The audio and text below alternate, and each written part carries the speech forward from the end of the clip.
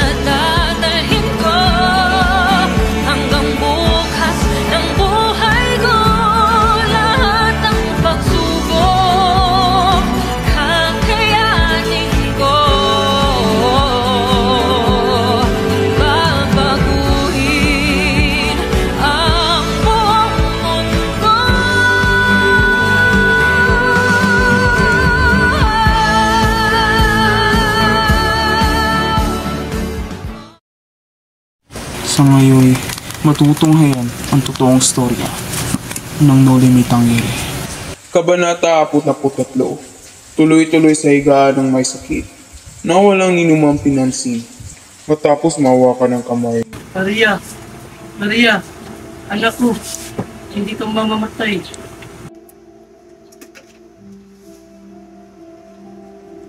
Sino man sa mga nakakilala sa Franciscano ay hindi nag-aakalang mayroon pala siyang gayong katamis na kalooban. Sa loob ng gayong bulastog at magaspang na itsuray, walang mag-aakalang may puso pala siya.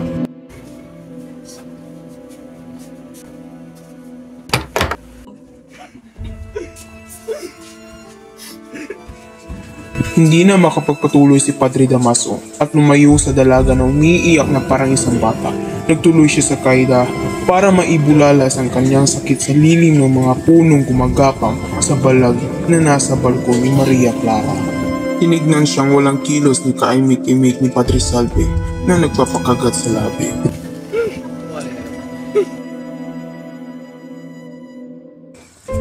Nang mapanatag na ng kaunti, ay pinakilala sa kanya ni Dona Victorina ang binatang Solinares na magalang na lumapit. Minasdan siyang walang imik ni Padre Damaso mula ulo hanggang paa. Kinuha ang sulat na inabot sa kanya at binasang parang hindi naintindihan ng lahat sapagkat nagtanong.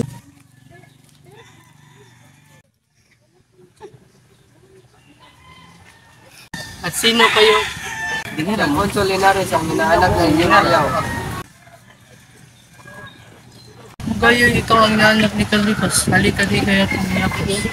May lang araw tumanggap ako ng isang sulat. Ikaw pala, hindi kita nakilala. Mangyari, hindi ka pa tao nung balis ako. Hindi kita nakilala.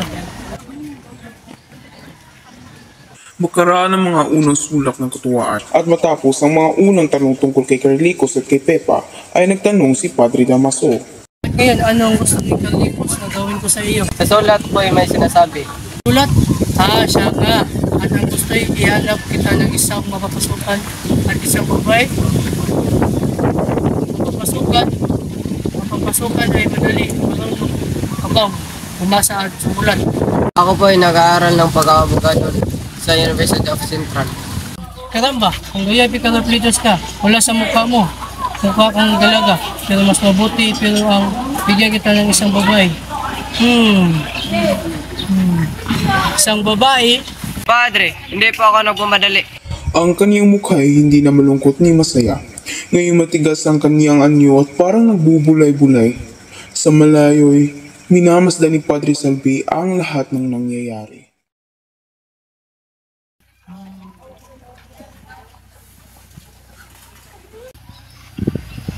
Halika bata, kanya tayo mag-ipag-usap kay Santiago. Si Linares ay namutka at napadala sa pare na naglalakad na nag-iisip. Sa gayon ay si Padre Salve naman ang naglalakad na pabalik-balik na nag-iisip tinggay ng karaniwan niyang ugali. Isang boses na nagbibigay sa kanya ng magandang araw ang pumukaw sa kanyang paglalakad. Itinaas ang ulo at ang nakaharap ay si Lucas na magalang na bumati sa kanya. Buenos dias, Padre Salvo. Ano ang kailangan mo? Padre, ako pong kapatid namatay ng araw ng pista. At ano?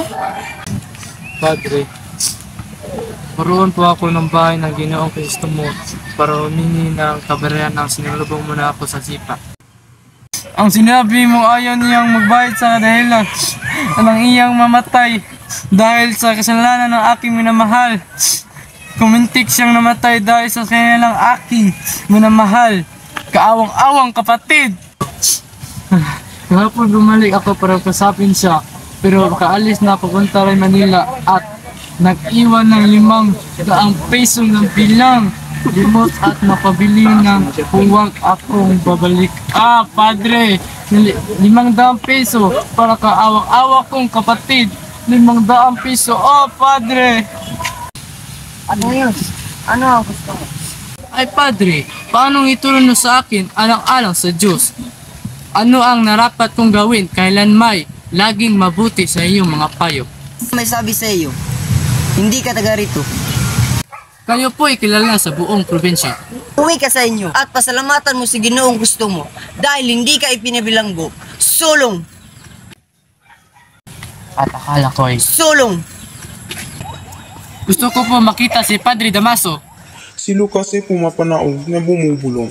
Dahil sa mga sigaw ng pura ay lumabas ang lahat ng tao, pati ni na Padre Damaso, Kapitan Tiago at Linares. Kabanata 44. Mahahabang araw at malulungkot na gabi ang nagdaan mula ng mangumpisal si Maria Clara. Sa kanyang pagkahibang, nababanggit niya ang pangalan ng kanyang ina na hindi kailanman nakilala. Habang naglalamay sa kanyang tabi ang kanyang ama na si Kapitan Tiago at ang kanyang ale, patuloy sila nag-aalay ng pamisa at limo sa iba't ibang santo.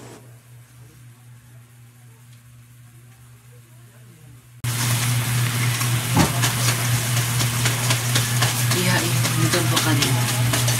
Niramdam ko at ramdamin din ni Padre Damaso ang paglilipat niya. At saan po siya ililipat? Sa lalawigan ng Tayabas. Magdaramdam si Maria kapag nalaman niya ito. Minahal niya si Padre Damaso na parang isang ama. Iniakala ko ang pagkasakit ni Maria Clara. Ang bunga ng sama ng loob. Mabuti na lang at hindi niyo pinaitulutan. Makausap siya ni Ginoong Ibarra. Kung hindi dahil sa amin, si Clarita ngayon ay nasa langit na pagpupuri sa Diyos.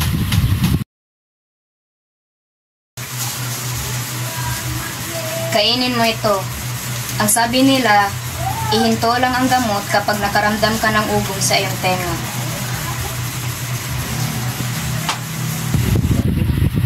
Wala ba siyang pinapasabi sa akin? Wala. Maliban sa pagsisikap ng bawiin ng arsobispo, ang ekskomunikasyon ni Ginoong Ibarra. Ang sabi ng pare, humanda ka mangumpay sa lining, iwan niya siya upang makipag-isip ng kanyang mga kasalanan. Walang nagawa si Sinang kundi lumabas ng silid. Gabi, sa loob ng silid ni Maria Clara habang si Tia Isabel ay nagbabasa ng Examen de Conscientia upang tulungan ang dalaga sa pagsusuri ng kanyang budhi. Sinimula ni Tia Isabel ang pagbasa ng 10 utos ng Diyos. Matapos ang bawat utos, humihinto siya upang bigyan ng panahon ng kanyang pamangkin na magnilay-nilay habang binibigkas ang ika-4 na utos ng tungkol sa paggalang sa magulang.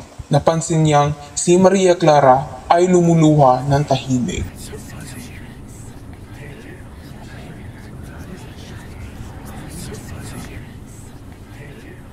Umiyak ka, anak ko. Mas madali kang patatawarin ng Diyos kung ikaw ay magsisisi ng totoo.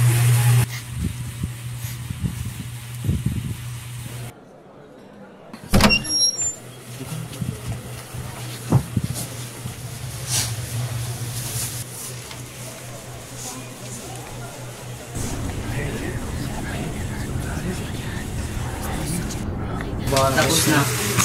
Salamat po.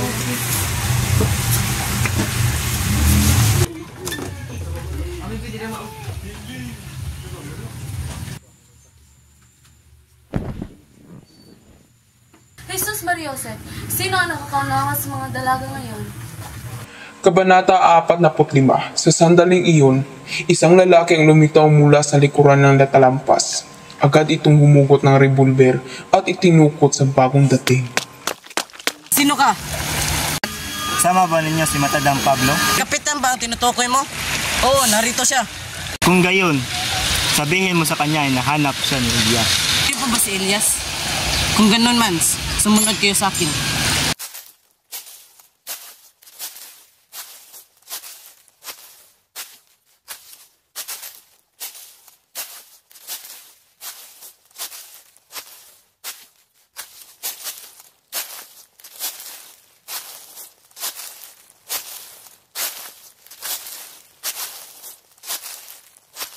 Sa gitna ng silid, isang matandang lalaki may malungkot na mukha ang nakaupo. Nang makita niya si Elias, bahagyang sumilay ang liwanag sa kanyang paningin.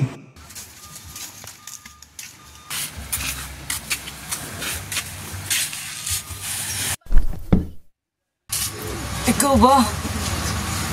Sa ganung kalagayan ko kayo natatuan. Oo, 6 na buwan pa lamang ang nakaraan nang ikitay paluyuin sa aking tahanan. Ngayon nagbago na ang kapalaran. Ikaw ang naawa sa akin. 15 araw na ang nakalipas mula nang narinig ko ang iyong sa kasayaan. Agad ako naghanap sa inyo at nalibot ko ang 2 kalalawigan. Kabanata 46. Sa isang sabungan, maririnig ang mga bulong-bulungan at ang pag-uusap ng mga taong may pangamba. May mga napapangiti, may nagkakatinginan, habang ang iba naman ay nakatuon ng tingin sa Roida. Unti-unting lumalakas ang sigaw ng mga tao. Ito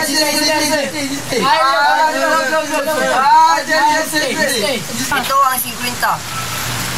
50, 20 ang tatalunin sa puti. Sinasabi ko na sa iyo, huwag mo itaya lahat ng pera.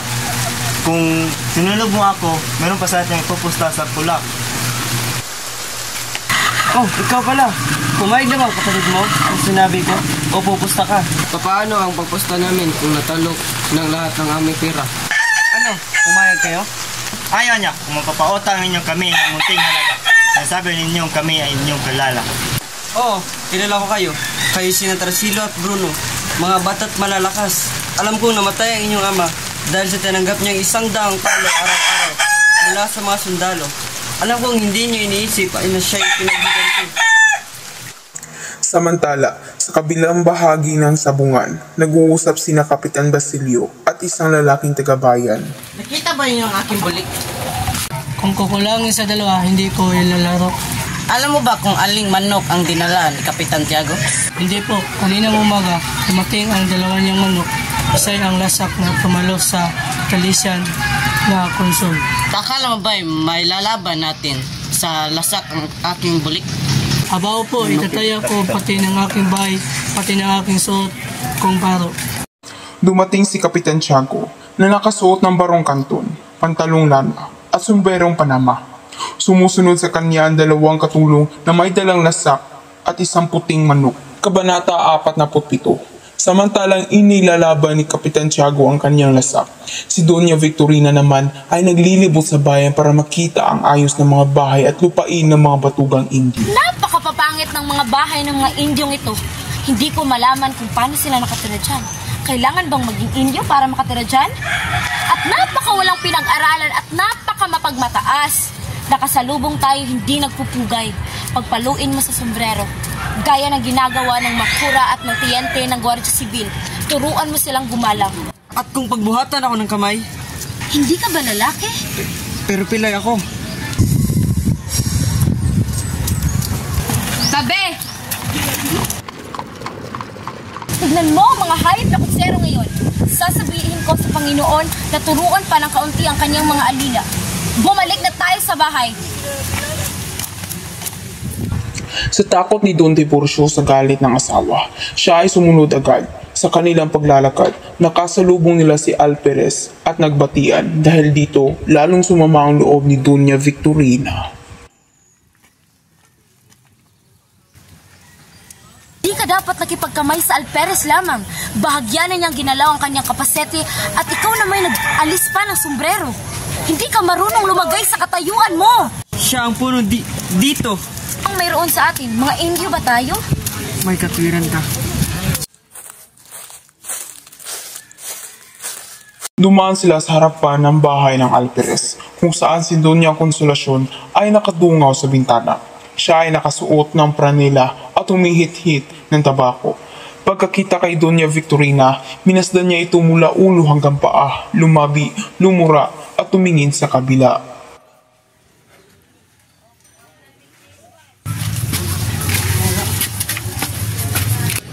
Masasabi niyo po ba sa akin, senyora, kung bakit ninyo ako tinitignan ng paganyan? Naiinggit ba kayo? Ako? Maiinggit ako? At sa inyo? Siya nga, kinaiinggitan ko. Iyan yung buhok na kulot. Tara na! Huwag mo na siyang pakinggan. Bayaan mo turuan ko ang walang yang ito. Tanin ninyo ang inyong kausap. Baka makala ninyo isa akong probinsyana o kolonya ng sundalo. Sa bahay ko sa Maynila, hindi nakakapasok ang mga Alperes. Naghihintay sila sa pinto. Aba kayo, ekscelente sa mga senyora ko. Hindi na makakapasok ang mga Alperes dito. Pero sa mga Pinay na kagaya niyan, ay oo. Hoy, tignan ninyo. Ikinababa ng karangalan ko ang makipag-usap sa inyo. Gusto mo bang labhan ang aking mga damit? Mahalang ibabayad ko sa inyo. Akala niyo ba hindi ko alam na kayo ay naging labandera? Akala ba ninyo hindi namin alam kung sino kayo? At kung sino yung mga kasama niyo?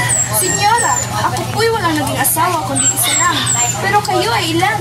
Kailangan maging patay gutom para magpasa ng tula. Nang basahan ang lahat ng tao. Hoy!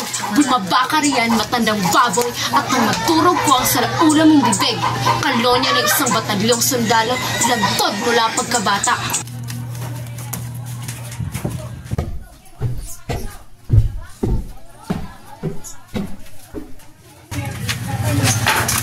Nalito po ako, senyora. Bakit hindi durugin ang inyong kadakilaan ng aking bibig? Wala kayo kundi laway at dila lamang, Doña Excelencias. Ale, pasalamatan ninyo na ala ko kayo babae, sapagkat kung hindi ay dinurog kung sana kayo sa sipa, pati ang sintas at kulot ninyong buhok. Ginoong Alperes. Sige na kayo, hindi kong Lucas, kayo hindi lalaki, Ginoong Juan Lanas. Kabanata 48. Gaya ng ibinalita ni Lucas ay dumating kinabukasan sa Ibarra. Ang una niyang dinalaw ay ang pamilya ni Kapitan Tiago para makita si Maria Clara at masabing ipinagkasundo siyang muli ng arsobispo sa relihiyon. Oh, kayo pala. Tuloy kayo. Maria, si Ginoong Kristus tumay na sa loob na naman ng biyaya ng Diyos. Diskomulgado na siya ng arsobispo. Kadarating ko pa lang at natakbo ako napunta rito para makita ka. Ngayon nakita ko ng mainam mga iyong kalagay. Kasi ay nakakala ko. Inakala kong hindi mo inaasahan na ako pagdating. Pagpatawad mo Maria ang hindi ko pagsasabi muna. Ngunit sa ibang araw ko nagkikwento sa iyo ang mga dahilan na aking ginawa. Magkikita pa rin tayo. Ang mga huling salitang ito ay kasabay ng isang tingin kay Linares. Itinitig ng dalaga sa kanya ang magagandang mata na lipos sakit at kalinisan, na may taglay na pagmamakaamo, kaya't si Ibarra ay napatigil na may pagkagulumihanan. Maaari ba akong pumunta rito bukas? Alam mong saganang akin ay kalulugod ko ang papunta mo kahit kailan.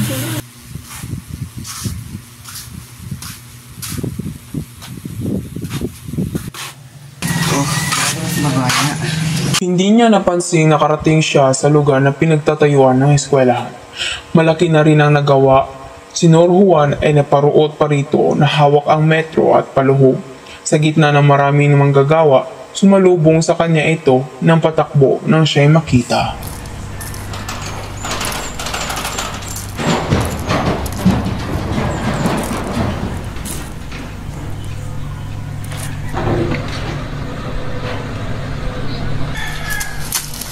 Ginoong Crisostomo, salamat at dumating din kayo. Hinihintay namin lahat ng inyong pagdating. Tingnan ninyo ang lagay ng mga pader. May 1 metro sa 10 sentimetro ng taas.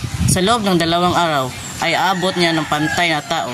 Wala akong ginagamit kundi mulawin, tungon, ipil, langil.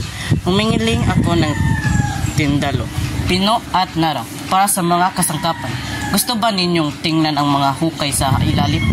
Narito ang tangguling na panginanghasa kung idagdag ang mga pangilalim ng taguling.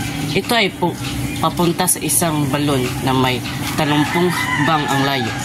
Makagamit ito sa pagpataba ng lupa, ng halaman. Wala ito sa plano, minasmasan ba ninyo? Baka ako makalimutan. Dapat niyong malaman, sakaling may mga umiilag o natatakot na kausapin ako, na hindi ako eskumulgado. Kasama ko kumain ng mga arsudesta. Abagino, hindi po namin binibigyan ng halaga ang mga eskumonyo. Lahat ng tao ay eskumulgado, na pati si Padring Damaso ay eskumulgado rin. Pero mataba pa rin ang gaya ng dati. Ha? Opo, may isang tao naging kanyang inurangan ang kodotor. Gayon ito ay paring kagaya niya. Sino po ba ang magpahalaga sa mga ikuskumonyon? Kabanata 49. Sa bangka ni Elias sa baybayin na isang lawa. Ang araw ay palubog na. Mabilis na dumidilim ang paligid habang nasa bangka sina Ibarra at Elias.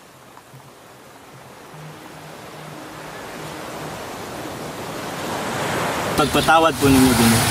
Ang aking kapangahasan ay makipagtipan sa inyo.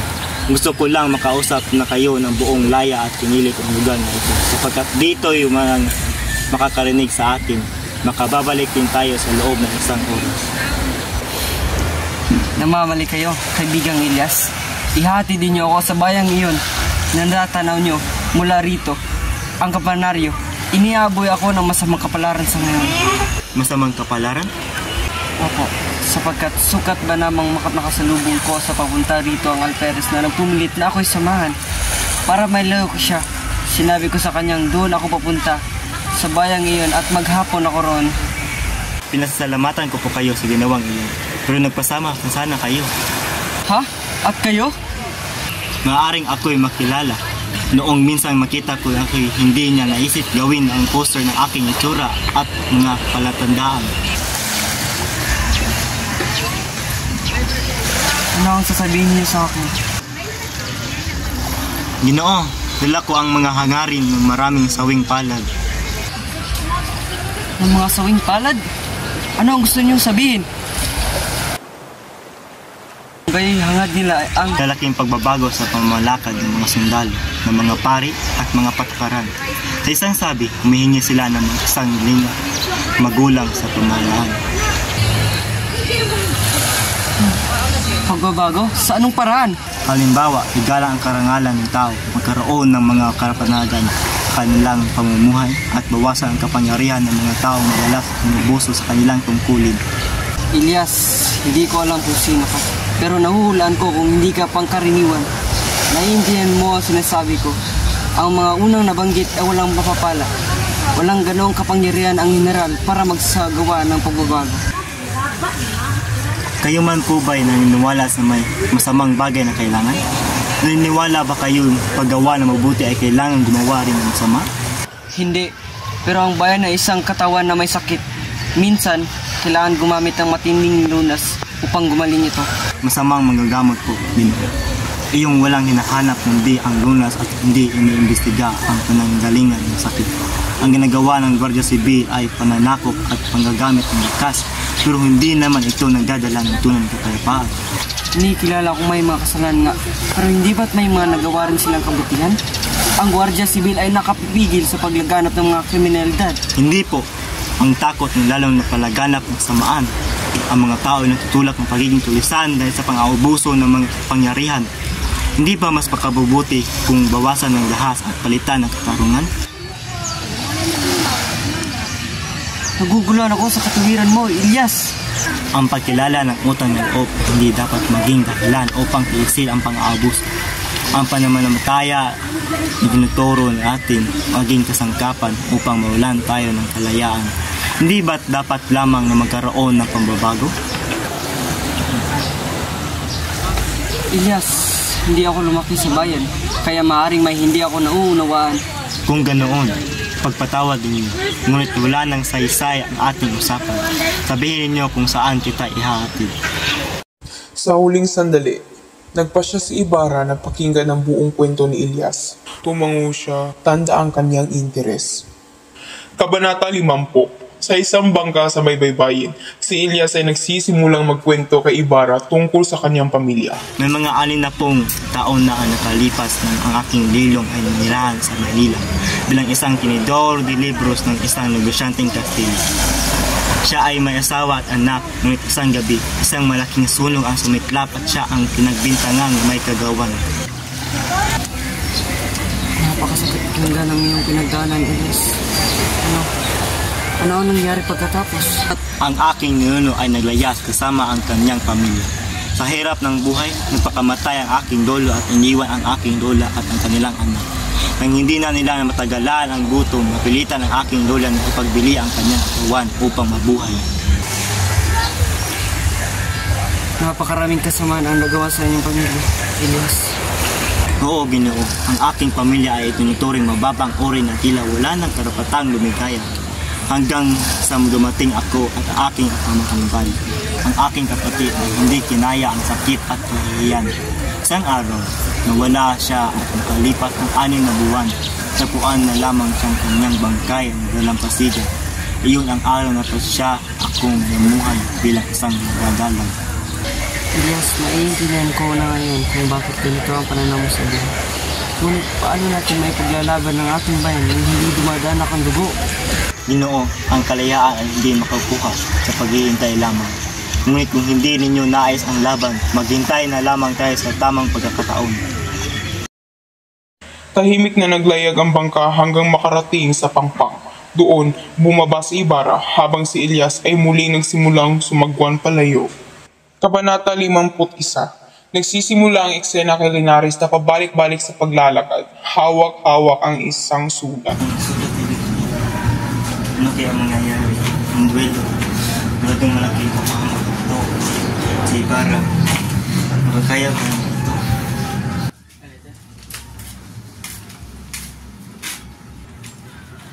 Anak ko, Linares, mukhang may balisa ka. May mabuting balita ako. Mabuting balita? Padre, kung saan? Pagbabantanin ko niya Victorina? Tungkol kay Ibarra, may balita na ako. Mula sa kanya, mabuti naman ang kanyang kaligayahan. At nakakagulat man, nagsisisi na siya. Nagsisisi? Si Ibarra? Pagkatapos ng lahat ng nangyari? Oo, naunawaan na niya ang bigat ng kanyang mga nagawa. Determinado siya magbayad sala. Iwasto ang kanyang mga pagkakamali. Mabuti ang puso niya, Linares. Kaya niyang magmahal ng lubos. Maaari maayos pa niya ang kanyang suliraning. Kinaharap mo kay Dunya Victorina. Talaga po bang maniwala kayo dyan, Padre? May tiwala ako sa kabutihan ni Ibarra. Isang taon may tatag na prinsipyo. Kahit minsan ay nagkakamali. Sa pagkakataong ito, naniniwala ako. Nakaharap na siya ng tamang landas. Padre Salve, nabanggit niyo ba si Ibarra? May tanong po ako sa inyo. Aba, oo naman anak. Si Ibarra po, galit pa rin ba siya kay Maria Clara? Nag-alala po ako sa kanya. Napatahimik at mabawas niya. Iyan ang isang tanong na kay Maria Clara lamang masasagot. Ngunit naniniwala ako sa lumulambot na ang puso niya, Ibarra. Handa na marahin siyang magpatawad at kalimutan ang nakaraan. Sana nga po, kinumusta ko si Ibarra kahapon pero wala siyang sinasabi. Ipinangako niya kung sasagutin ako bukas. Bukas? Marahil na panahon ngayon ay mas malinaw na ang lahat. Ang pagbabanta ni Dunya Victorina ang posibleng tulong ni Ibarra. Lahat ay nakasalalay sa pagitan ng pagitan. Magtiwala kayong mga anak. Kaya sa gitna ng kadiliman, may sumusukat ding liwanag.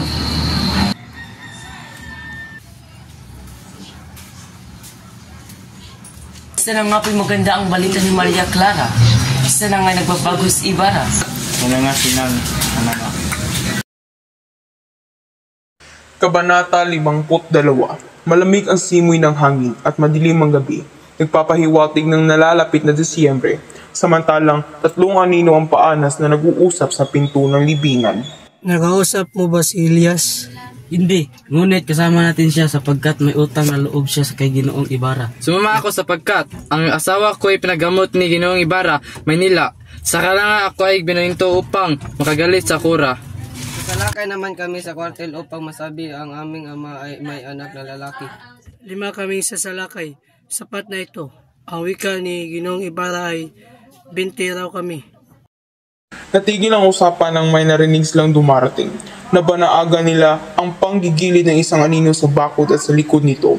May nakita pa silang isang aninong sumusunod nang makarating sa pinto. Ang anino ay sumalubong ng 3 anino. Iwalay tayo sa pangkat, ako ay sinusundan. Tanggapin ninyo ang bukas ng mga sandata. At sa gabi ay paglusob. Ang isagawa ninyong mabuhay, si Ginoong Ibarra. Lumakad na kayo. Ano ang hinihintay ninyo rito? Hinihintay kong sumapit ang 8 ng gabi upang makuha ng bara na patay. Ang inais ko ay manalo na kwalta.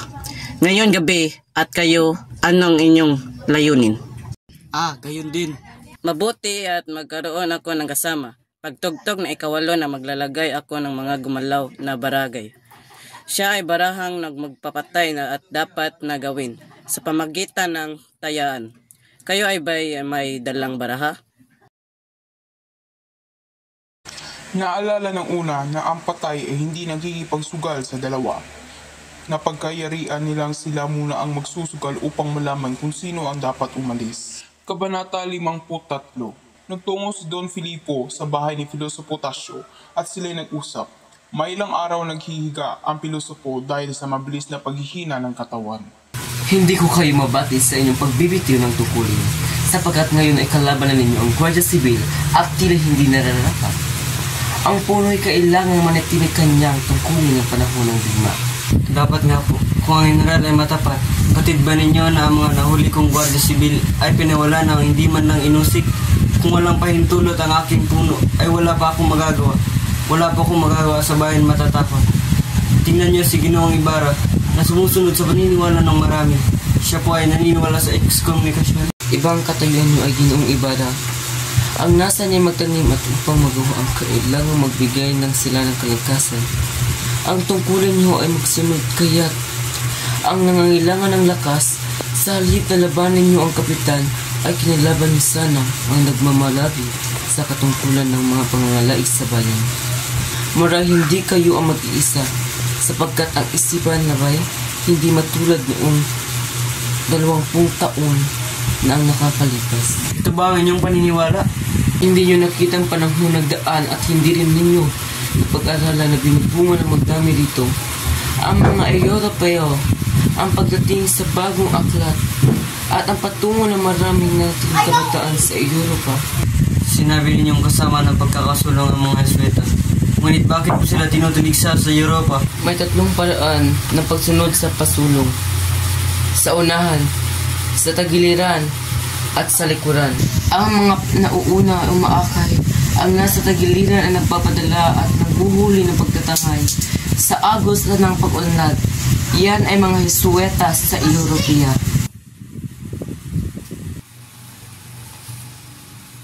Ipinaglalagay niyo ako na mamili sapagkat ako'y sa may sakit. Bukod dito, nabubuhay ako sa panaginip. May katwiran kayo, ako'y nanaginip. Ang ating mga binatay, walang iniisip kundi kaligayahan, panliligaw at paglulukso. Na ang karangalan na madagsa kay kalinga ng bayan. Ibig ba ninyo ng gamot? Ang mamatay hindi mangangailangan ng gamot. Ang gamot ay para sa inyong maiwan. Ipakisabi lamang kay Ibarra na nais ko siyang makita bukas. May mahalaga lamang akong sasabihin. Kabanata 54. Isang madilim na gabi sa bahay ni Kapitan Tiago. Nakaupo si Maria Clara sa kanyang kwarto. Hawak ang isang sulat. Anak ko, patawarin mo ako. Ang iyong tunay na ama ay hindi si Kapitan Tiago, kundi si Padre Damaso.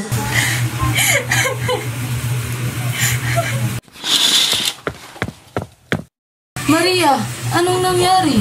Tiya, hindi ako tunay na anak ni Ama. Isang kasinungalingan ang aking buong buhay. Maria, anak, anong pinagsasabi mo? Hindi! Hindi mo ako tunay na anak! Hindi mo maintindihan kung gaano kasakit malaman ang katotohanan! Maria, anak, mahal kita. Ano man ang totoo, ikaw pa rin ang aking anak. Hindi na mahalaga. Wala na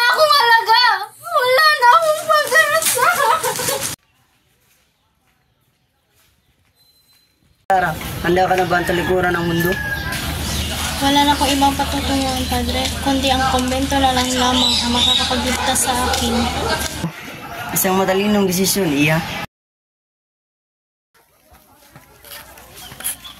Simon, dumating ka pala. Wala akong panahon sa iyo, Padre. Alam mo ba nasa kumbinto na si Maria Clara? Alam ko. Isang dalisang na nilalang ang nawala sa mundo. Huwag kang magkunwari, Padre. Ikaw at mga katulad mo ay sumira sa buhay niya. Ang mundo hindi patas, Simon. Ang paghiganti, Padre, ay malapit na.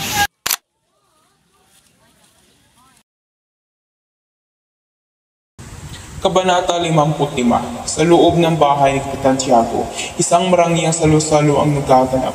Ang mga panauhin ay masaya, ngunit may tila basila. Sa isang sulok, nag-uusap sina Maria Clara at Sina.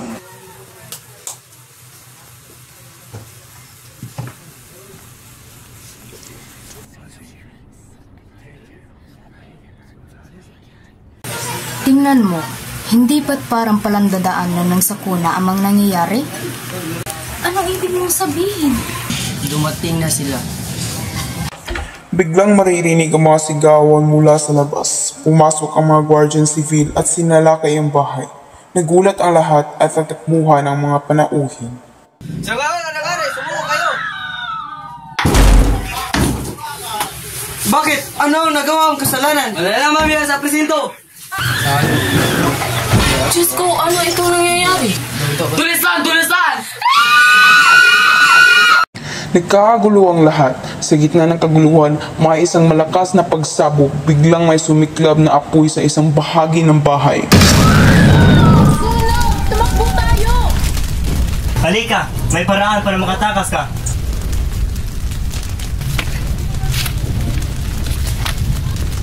Ilyas, nasugatan ka! Huwag mo kong alalahanin. Ang mahalaga ay nakatakas ka. Nagpatuloy ang kaguluhan sa bahay ni Kapitan Tiago. Ang mga Guardia Civil ay patuloy sa paghahanap kay Ibarra, ngunit hindi nila ito matagpuan.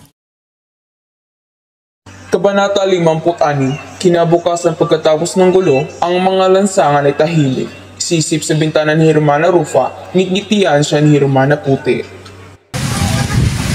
Sus! Akala mo isang mesa di siya isang kastilyo.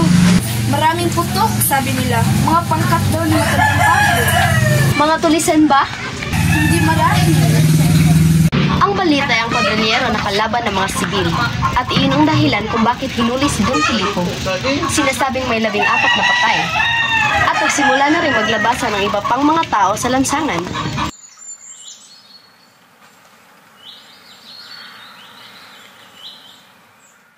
Tinangka daw kasi ni Ibarra na itaka si Maria Clara kaya ipinatanggol ni Kapitan Tiago ang dalaga na tulong ng mga Guardia Civil. Nasugatan si Kapitan Tiago at dadalhin daw sa Manila. Dumating ang isang lalaki sa umpukan ng mga nag-uusap. Galing ko pa lamang sa tribunal at doon ay nakita ko si Don Filipo at si Don Ibarra. Tulad ng ulam ninyo, ipakakasal ni Kapitan Tiago ang anak sa binatang Kastila. Ito ay dinadamdam ni Don Crisostomo Ibarra at tinangka daw na maghiganti at patayin ang lahat ng Kastila, pati na ang kura. Kakabi daw ay nilusog ang kwartel at kumbento.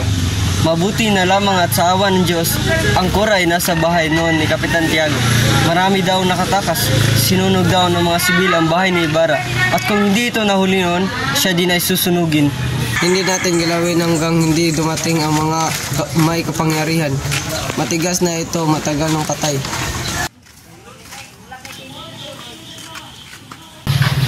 Ito ang kapitbahay nating nakatira sa kubo ngayon.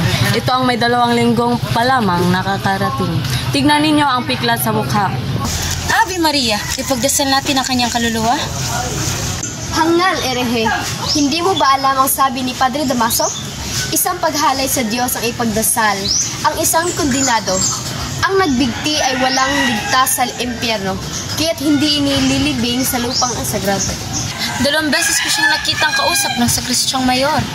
Hindi siguro para mamapisal o magbigay ng pamisa.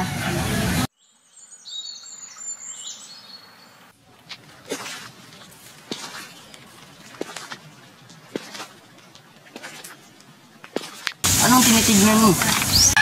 Tinitignan ko po makikilala ko.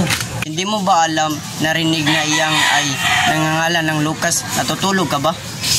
Nagtawanan ang lahat ng kaharap, taga-bukid ay bumulong ng ibang salita at umalis na nakayuko at marahang naglakad. Hoy, saan ka pupunta? Hindi riyan ang labasan. Kabanata 57, maagang umaga, ang tribunal ay puno ng mga gwardiya sibil, sundalo at ilang tagapanood. May kaba sa paligid habang hinihintay ang mga bilanggo. Lumayo kayo! Huwag kayong magtatakang sumilip! Nagsimula na ang investigasyon. Kunin ang isang bilanggo. Ilabas siya.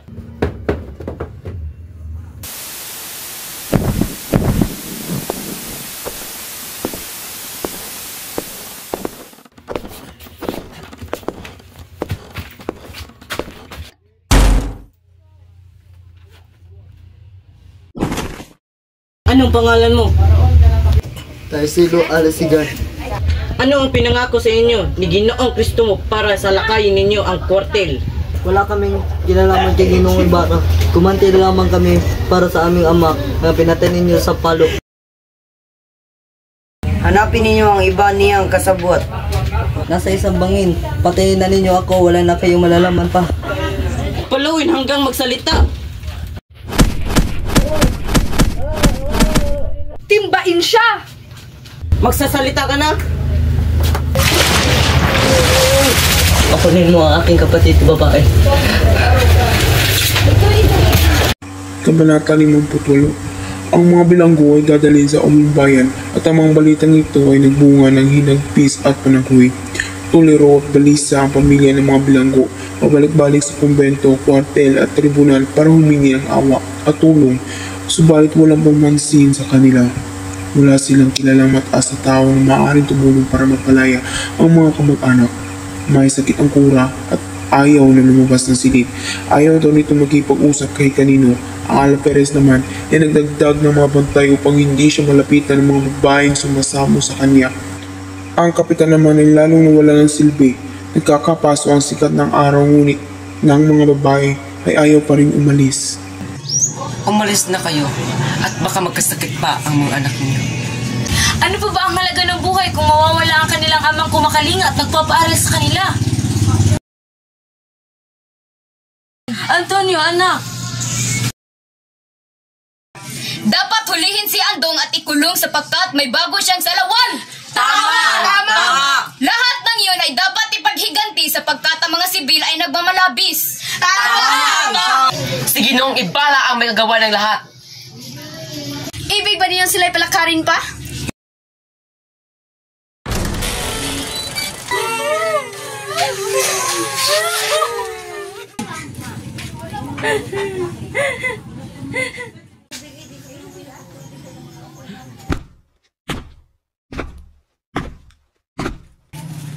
Yan ang may sala. Bakit hindi nakagapos? Siya! Gapusin niyo ako ng mahigpit. Wala pong inuto sa amin. Gapusin niyo ako.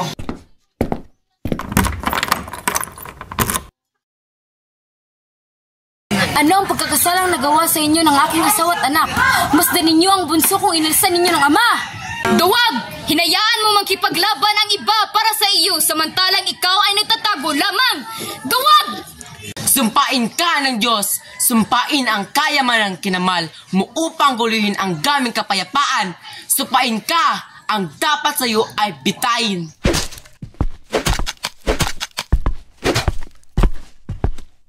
Lalang pag-ibig, tahanan, pag-ibig at kinabukasan.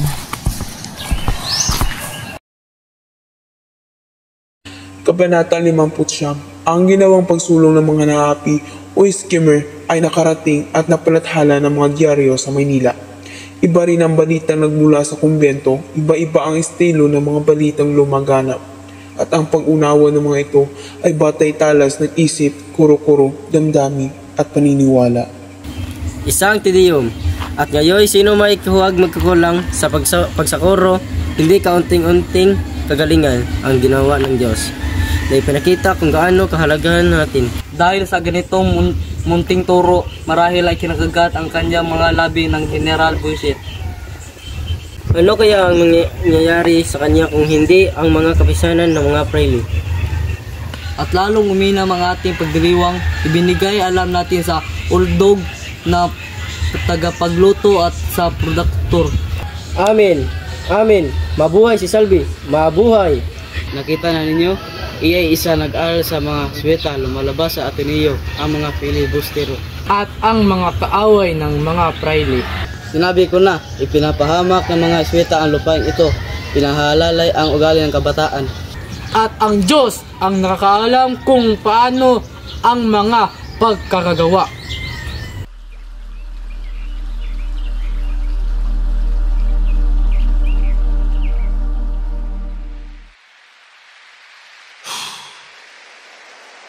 Ay, Virgin Santipolo! Ay, Virgin de Rosario at de la Coria! Ay, Nuestra Señora de Noveleches! Nanay! Sinasabi ko na sa iyo! Sinasabi ko na sa iyo! Ay, Virgin del Carmen! Ay!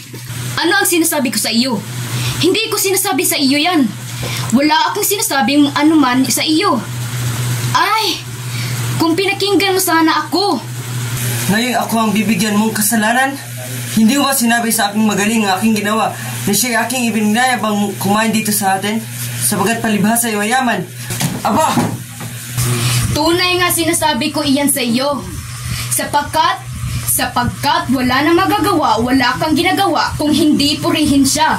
Doon ibara dito, doon ibara doon, doon ibara sa lahat ng panig. Aba! Nalalaman ko bang pabaroon siya roon? Aba! Dapat mong malaman. Ay, kung lalaki lamang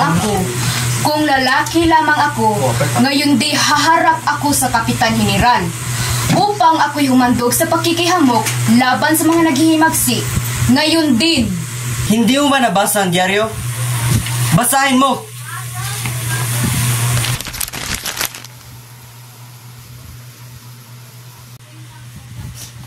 Nakita mo na? Walang himagsikan. Hindi kailangan.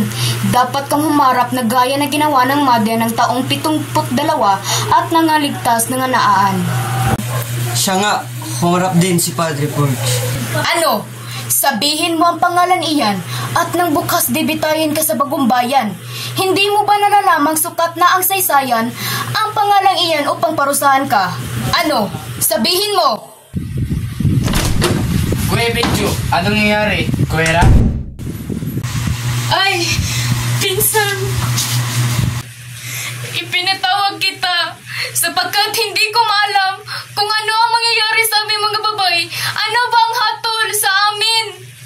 Ngunit bago akong magsalita, Kuya Quirites, nihil is in, insurito quick prius non, pere in sinso nihil minuto kun prinsesitum.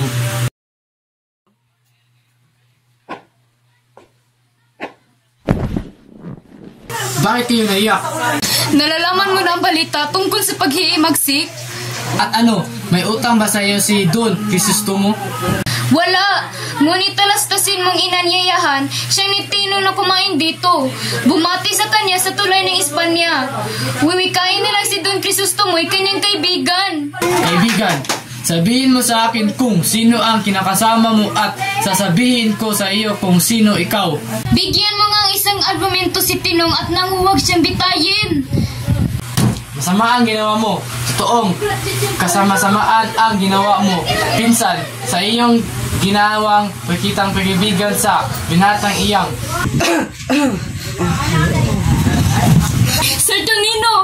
Saturnino! Ano nangyari sa iyo? Ay, Diyos ko! Namatay! Isang manggagamot! Tinanggay! Isang pagimantay, lalo lang ginawa ng bituan sa kung dapwa, hindi ilabang paghihimantay. Huwag kang mamatay! Hala, huwag kayong umiyak. Invini, remedium. Kung sangaan ko ang gamot, ilipat natin sa kanyang higaan. Hala, nagtapangan ninyo inyong loob. Samantalay, susuguruin ko ang lahat sa mga sulat, mga papel, at libro, at ang huwag silang makita na anumang kayang ginawa dong Crisostomo. Oo, tanggapin mo pinsan. Narito ang susi. Suni mong lahat. Umaroon ako ng Kapitan General. Pabiyaan mo na ako rito.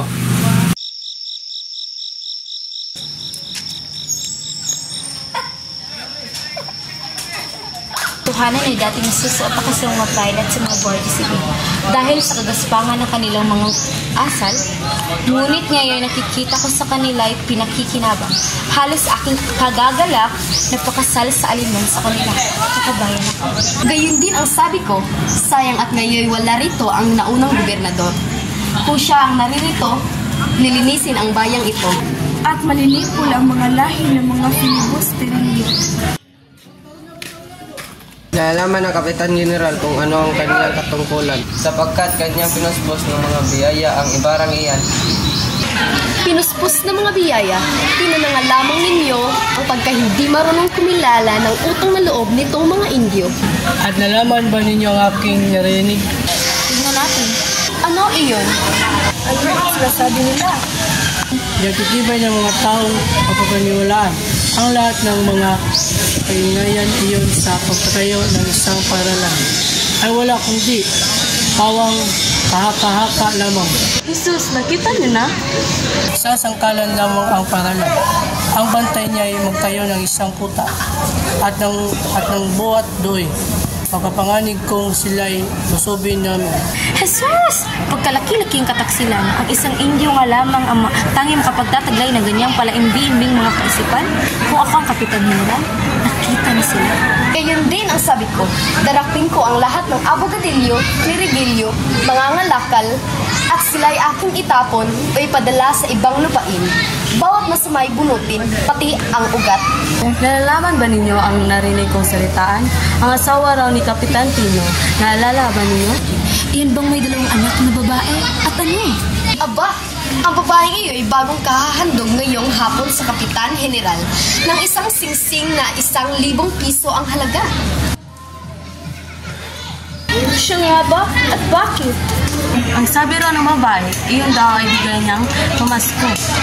1 buwan pa muna ang lalampasin bago dumating ang Pasko. Marahil nanganganib na ang nagapakan siya ng sigaw. At kaya siya ay kumukubli. Ang pagsasanggalang kahit hindi pinupupuri ni naman ay pagpapakilalang tunay na may kasalanan. Kinakailangang tignang magaling iyan. Nakakulong na po siya. Iyan na nga sana ang sasabihin ko. At ako, ang asawa ni Kapitan Tino, ay napakaramot hanggang ngayon hindi pa tayo pinapadalhan ng anumang handog. Gayon tayo napaparoon na sa kanyang bahay. Isang maramot at makamkam ay nagbibitiw ng isang handog ng 1,000 piso. Ngunit totoo ba iyan? At napakatotoo at napakatunay. Sinabi sa aking pinsang babae na nangibig sa kanya na estudyante ng Kapitan General.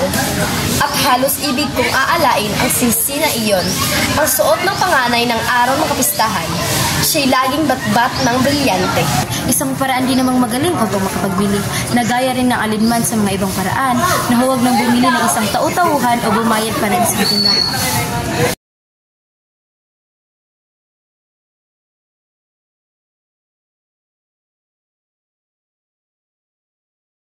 Maniniwala ka sa akin, pinsan. Kung hindi ko sinulog ang mga papeles mo, tiyak na binitay ka na nila. Mabutit ginulpi ka lamang. Pero kung buong bahay mo ang aking sinulog, tiyak na hindi ka nila kinanti o dinapuan man ng salangaw. Pero ang naganap na, ked Tom, igitom, magpasalamat ka dahil hindi ka nila ipinatapon sa Mariana para magtanim ng kamote. Pasalamat ka, primo, at nagligtas ka. Pasalamatan mo ang Berhen ng Antipolo, ang Berhen ng Kasanto-Santuhang Rosario, at ang Berhen ng Carmel. Bakit sila lang ang pasalamatan ko, Isabel? Dapat din itaas sa Pedicel Silanes na manugan ko. Alam kong malaki ang kanyang naitulong. Alam kong bang kabatakan niya ang punong ministro. Nangangalugan malapit ako sa kapangyarihan. Kapangyarihan dapat pangabahan ng lahat. Kalukuhan! Naniniwala pa rin ako sa milagros ng mga Berhen.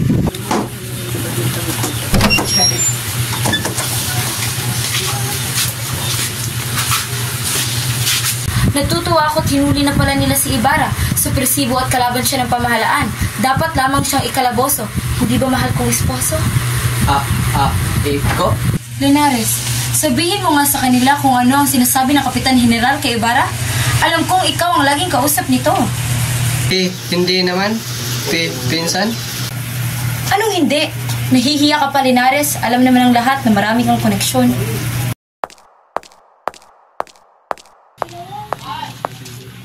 Aba, Bumaba na ang iyong nobya.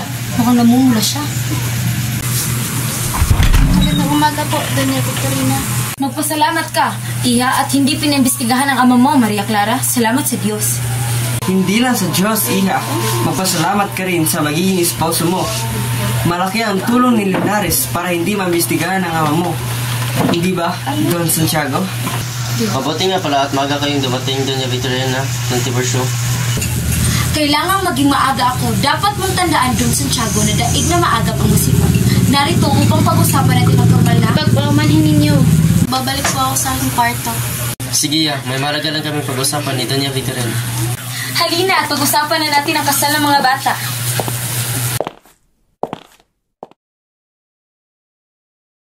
Isabel! Bakit Santiago? Magkakaroon tayo ng napakalaking celebration bukas. Ipaalam natin sa alta sosyedad na ang ikakasal si Maria. Nahihibang ka na ba, Santiago? Bakit, Isabel? Paano ngayon si Crisostomo? Napakakulit mo, Isabel. Tandaan mo wala tayong pakialam sa pilibisterong yan. Ano? Balimbing ka na talaga, Santiago. Napakaganda ni Maria, pero ayaw ko siyang ipakasal sa isang taong may kayamanan laang.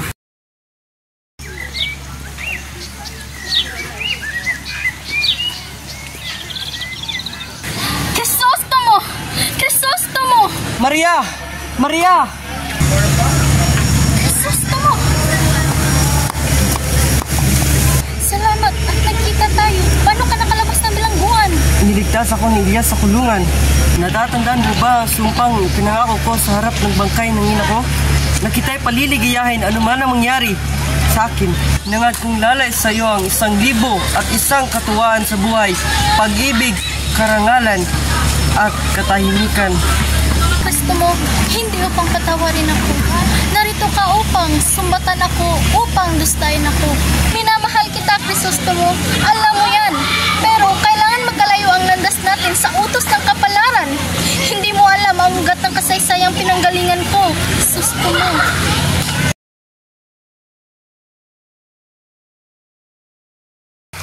Ginaw! Bilisan mo!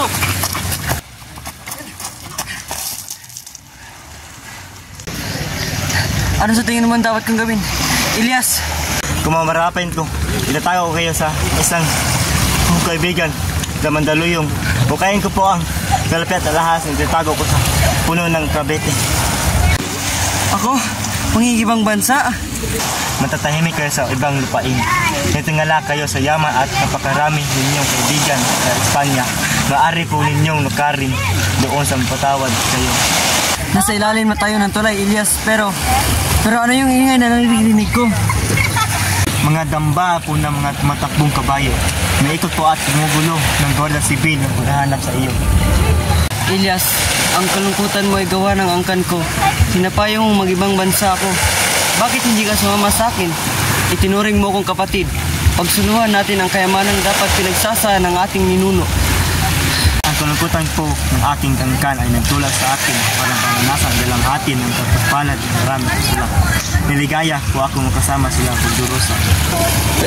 Pero bakit gusto mo akong mag-ibang bansa? Pare po kayong lumigaya. Hindi po kayo pinanganak para pang nagtiis.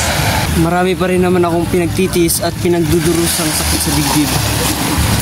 Pagtitiis na may kinalaman sa mahal mo sa buhay. Tulad po ng pagtitiis na hindi papakasal sa kasintahan sa iba na tumangilig.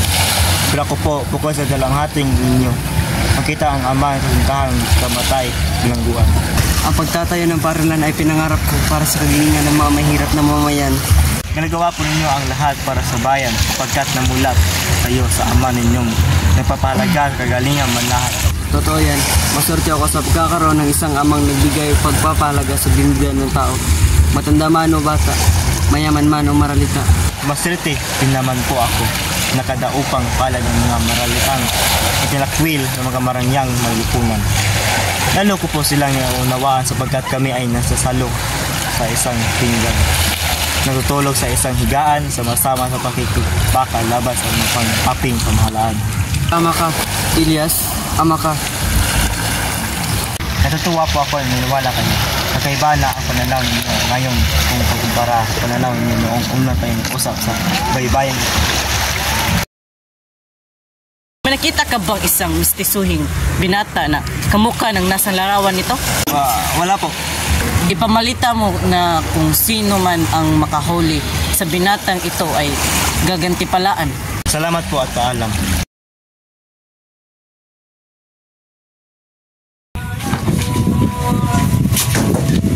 Sino ako? Sino ako? Ulol, natakot ka ba? Hindi mo ako hintay, no? Ako'y galing pa sa probinsya para dumalo sa inyong kasal. Paano kang Maria? Ang kamay mo'y malamig. Namumutla ka? May sakit ka ba, anak ko? Ninong, minahal niyo po ba ako? Ining! Kung gayon, ipagtanggol ninyo ang aking ama at sirain ninyo ang aking kasal. Ngayong patay na siya, wala nang dahilan para mabuhay pa ako at magtiis. Anak ko, ipagpatawad mo kung nagawa kong ikaw ay naging sawing palad. At ang iniisip ko lang ay ang iyong kinabukasan. Mahal kita. Ikaw ang tangi kong kaligayahan. Kung mahal niyo ako, huwag ninyo akong gawing sawing palad. Patay na siya. Gusto kong magmadre. Hindi mo alam ang buhay sa kumpento. Mas pipiliin ko ang makita kang sawing palad dito sa labas kaysa papasok ka doon. O ang kumpento o ang kamatayan. Maria, kung gayo'y magiging mungha ka, ayokong mamatay ka.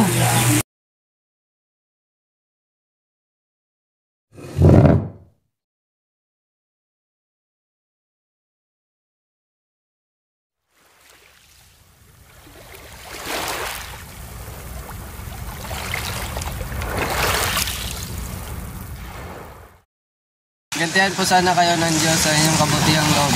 Ngayong Pasko ay gusto ko sanang umuwi para makita ang aking ina at kapatid. Hindi ka pa lubusang magaling at lubhang may kalayuan ang iyong bayan. Mahirapan ka pang pakawi sa inyo. Tiyak na naghihintay ang kalooban ng aking ina sa paghahanap sa akin. Kayo po ay maraming anak, subalit kami ay dalawa lamang ang magkapatid.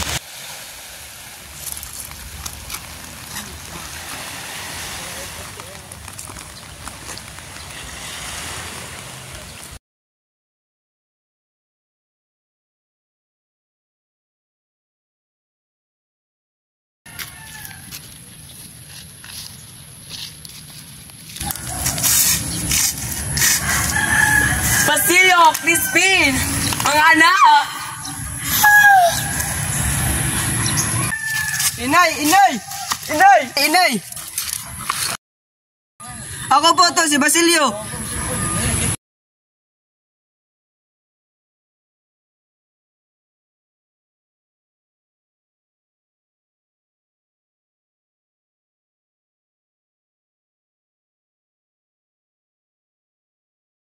Hindi ko na siya makikita. Wala na akong dalang para mabuhay.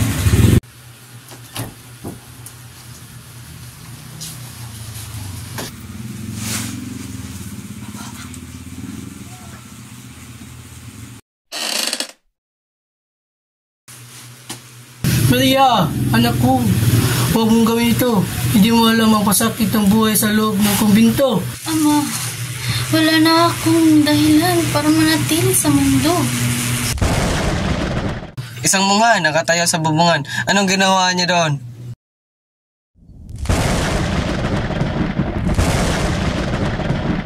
Panginoon, gusto mo ako.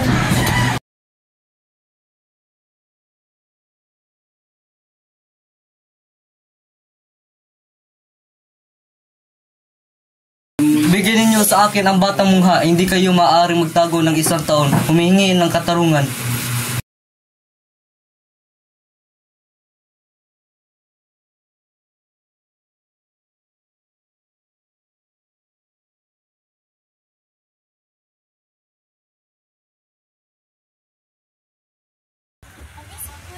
Darating kang namamangkaiyak.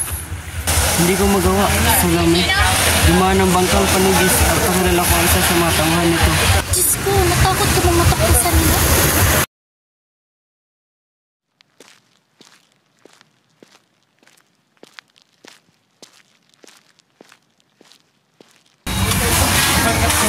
Ilagay mo muna dyan at maupo ka muna. Marami bang tao sa pesta? Madami bang dalaga roon? Marami. Isa sa kanila ang kasintahan ng isang mayamang bila. Siya'y maganda at mabait. Si Maria Clara?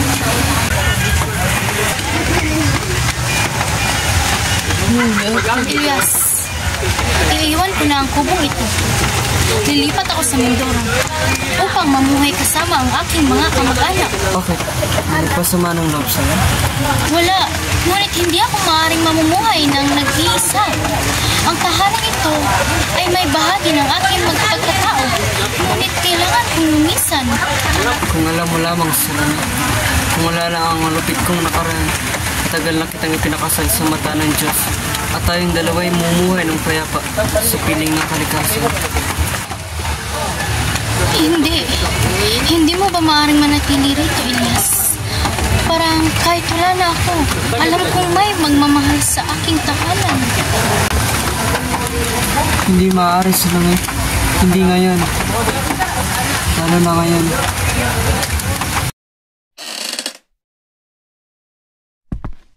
Tungalay kong arana para sa dalaga.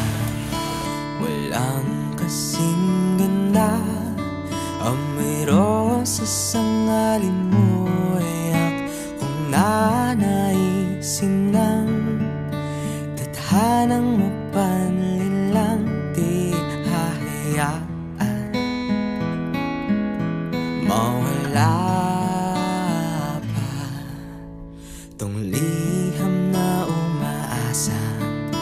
Madamo ang makabasa, handang gawin lahat, maging pamilya'y liligawan.